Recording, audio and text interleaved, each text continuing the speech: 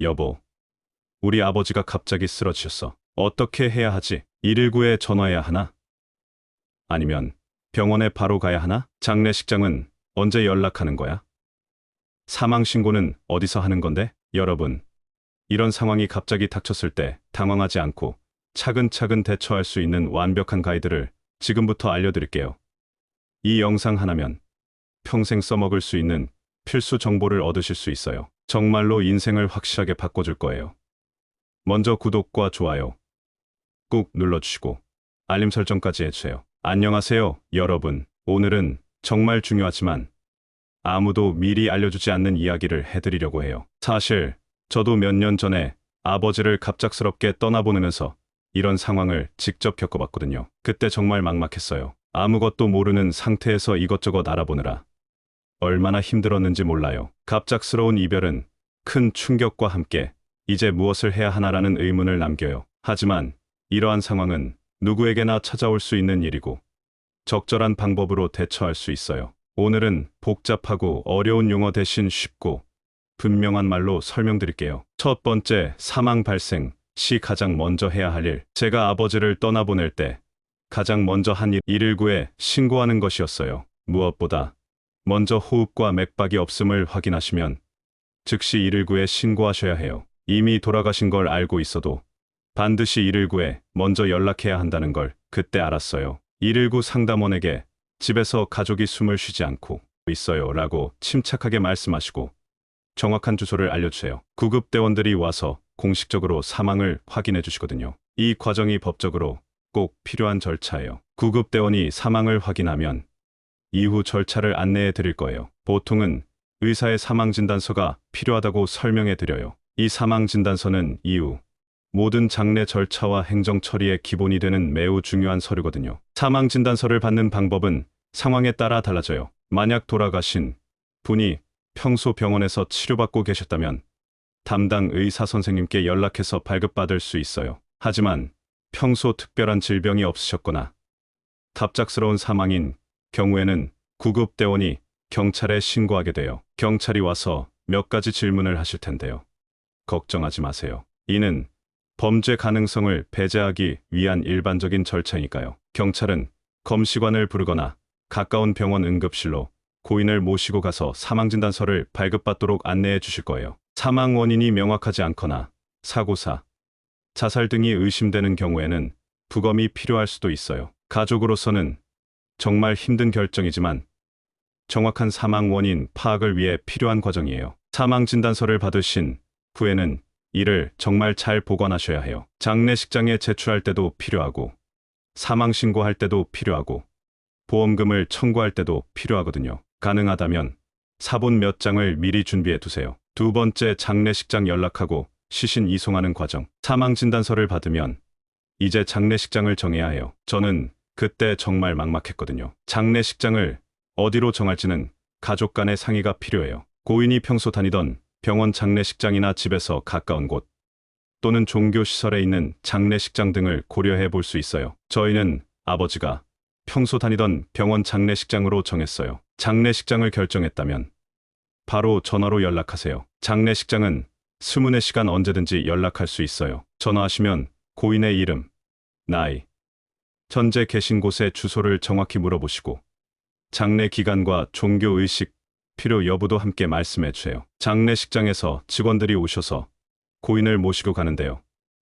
보통 장례식장 직원 2~3명이 방문하며 특수 침대나 들 것을 가지고 와요. 이송 전에 가족들이 마지막 작별 인사를 할 시간을 충분히 주세요. 저는 그때 아버지가 평소 좋아하시던 정장으로 갈아입혀드렸어요. 시신 이송은 보통 밤이나 이른 아침에 해요. 주변 이웃들에게 불필요한 동요를 줄이기 위해서예요. 아파트에 사시면 미리 경비실에 연락해서 화물용 엘리베이터 사용할 수 있게 협조 요청하시면 돼요. 장례식장에 도착하면 먼저 고인을 염습실로 모셔요. 여기서 전문 장례 지도사가 고인의 몸을 깨끗이 닦고 수의를 입히는 염습과 입관 절차를 진행해요. 이 과정은 보통 2~3시간 정도 소요돼요. 가족들은 이 시간 동안 장례식장 사무실에서 장례 일정과 비용 등에 관한 상담을 받게 돼요. 염습과 입관이 끝나면 고인은 빈소로 모셔지고 가족들은 조문객을 맞이할 준비를 해요. 장례식장에서는 영정사진, 조화,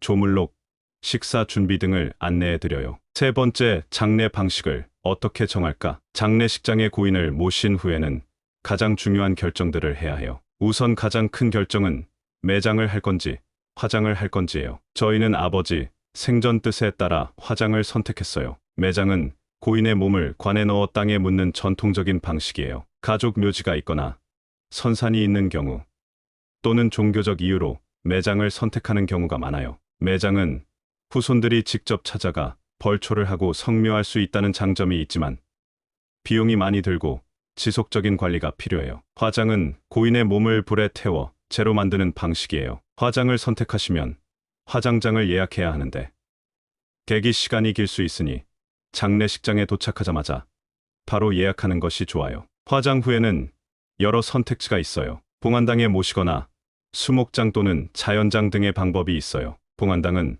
화장한 유골함을 모시는 건물로 실내에서 조용히 추모할 수 있어요. 수목장은 나무 아래에 화장한 유골을 묻고 그 위에 나무를 심는 방식이고, 자연장은 산이나 바다에 뿌리는 방식이에요. 장례 기간도 중요한 결정이에요. 전통적으로는 3일장이 일반적이었지만 요즘은 가족 상황에 따라 1일장부터 5일장까지 다양해요. 장례 기간이 길수록 멀리 있는 친지들이 조문할 시간적 여유가 생기지만 그만큼 비용과 체력적 부담이 커져요. 저희는 멀리 사시는 친지분들을 위해 3일장으로 했어요. 장례식의 형태도 선택해야 해요. 종교가 있는 가정은 해당 종교의 의식에 따라 진행해요. 불교는 천도제, 기독교는 입관 예배와 발인 예배, 천주교는 연도와 장례미사 등 종교별로 특별한 의식이 있어요. 종교가 없는 경우에는 일반 장례나 간소화된 형식을 선택할 수 있어요. 장례식 진행 중에는 상주와 유족들의 역할도 정해야 해요. 누가 상주가 될 것인지, 조문객 맞이는 어떻게 할 것인지, 식사 접대는 어떻게 할 것인지 등을 상의해야 해요. 상주는 보통 장남이나 맏며느리가 맡지만 요즘은 고인과 가장 가까웠던 사람이 맡는 경우도 많아요. 장례 방식에 따라 비용도 크게 달라지므로 장례식장에서 견적서를 받아 자세히 살펴보시는 것이 좋아요. 예산 범위 내에서 고인을 적절히 예우할 수 있는 방식을 선택하는 것이 중요해요. 네 번째, 사망신고는 언제 어디서 어떻게. 장례를 진행하면서 동시에 꼭 해야 할 중요한 일이 바로 사망신고예요. 사망신고는 법적으로 꼭 필요한 절차로 이를 통해 고인의 주민등록이 정리되고 여러 공적 기록이 변경되어 사망신고는 사망일로부터 30일 이내에 완료해야 하며 이를 지키지 않으면 과태료가 부과될 수 있어요. 저는 장례 둘째 날에 사망신고를 했는데 미리 해두니까 마음이 한결 편했어요. 사망신고는 고인의 주소지나 사망지 또는 신고인의 주소지 관할 주민센터나 읍면동 사무소에서 할 수 있어요. 요즘은 정부24 웹사이트나 모바일 앱을 통해 온라인으로도 신고가 가능해져서 정말 편리해졌어요. 사망신고를 위해 준비해야 할 서류는 사망진단서 또는 검안서 원본과 신고인의 신분증이에요. 요즘은 대부분의 병원에서 전자사망진단서를 발급해 주기 때문에 이 경우 주민센터에서 바로 전산으로 확인이 가능해요. 신고인은 보통 배우자, 자녀, 부모, 형제자매, 친족 순으로 할 수 있으며 동거하던 친족이 우선권을 가져요. 주민센터에 방문하셔서 사망신고를 하러 왔습니다라고 말씀하시면 담당 공무원이 필요한 서류와 신청서 작성을 친절하게 안내해 드려요. 작성할 내용은 고인의 인적사항, 사망일시와 장소, 사망 원인 등 기본적인 정보예요. 신고가 완료되면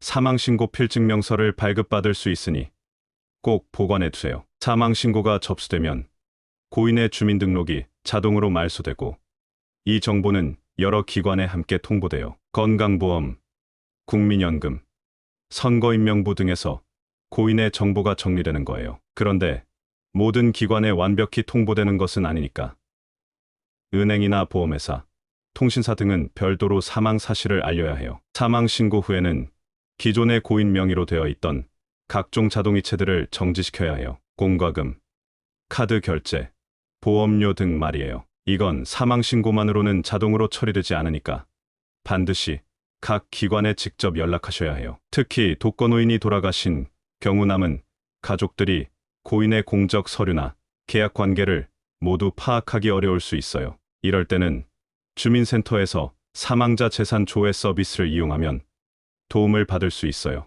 다섯 번째, 재산 정리와 상속 어떻게 하나? 장례가 끝나면 이제 고인의 재산을 정리해야 해요. 저는 이 부분에서 정말 많이 배웠거든요. 먼저 고인이 남긴 유언장이 있는지 확인해 보세요. 유언장은 고인의 서랍이나 금고 또는 변호사나 법무사에게 맡겨 두었을 수도 있어요. 저희 아버지는 유언장을 남기지 않으셨어서 법정 상속으로 진행했어요. 유언장이 있다면 그 내용에 따라 재산을 분배하면 되고, 없으면 민법에 정해진 법정 상속 순위에 따라 상속이 이루어져요. 법정 상속인은 배우자와 자녀가 1순위예요. 상속인이 확정되면 고인의 재산을 파악해야 해요. 재산은 크게 부동산, 금융재산, 기타 재산으로 나눌 수 있어요. 부동산은 등기부등본을 통해 확인하고, 금융재산은 각 금융기관에 사망 신고를 하고 잔액 증명서를 발급받아 확인해야 해요. 특히 보험금은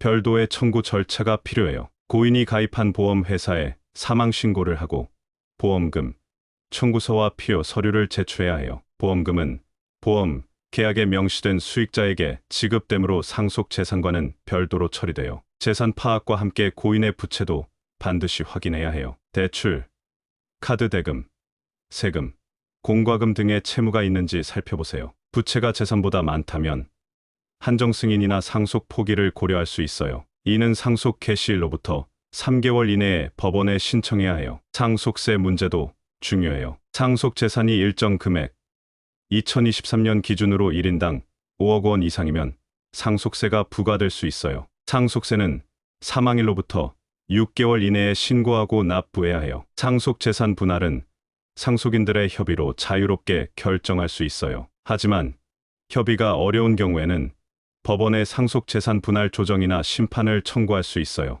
가능하면 가족 간 원만한 합의를 통해 진행하는 것이 좋아요. 복잡한 문제가 발생한다면 법무사나 변호사에게 도움을 받으세요. 특히 부동산 상속, 상속세 문제, 상속인 간 갈등이 있는 경우에는 전문가의 조언이 필요해요. 여섯 번째, 마음 관리가 가장 중요해요. 저는 아버지를 떠나보내고 나서 정말 힘들었어요. 사랑하는 사람을 잃는 슬픔은 누구에게나 큰 아픔이거든요. 장례를 치르고 여러 행정 절차를 마친 후에도 남겨진 이들의 마음속에는 오랜 시간 그리움과 슬픔이 남게 돼요. 이러한 감정은 자연스러운 것이니 괜찮다고 스스로를 다독여 주세요. 슬퍼하는 것은 정상적인 애도 과정의 일부예요. 슬픔의 과정은 사람마다 다르게 나타나요. 어떤 분은 눈물이 많이 나고, 어떤 분은 말이 없어지고, 또 어떤 분은 잠을 이루지 못하기도 해요. 식욕이 없어지거나 집중력이 떨어지는 것도 흔히 나타나는 현상이에요. 가족 간의 대화와 지지가 큰 힘이 돼요. 함께 고인을 추억하며 이야기를 나누는 것은 슬픔을 나누는 좋은 방법이에요. 요즘 어떻게 지내세요?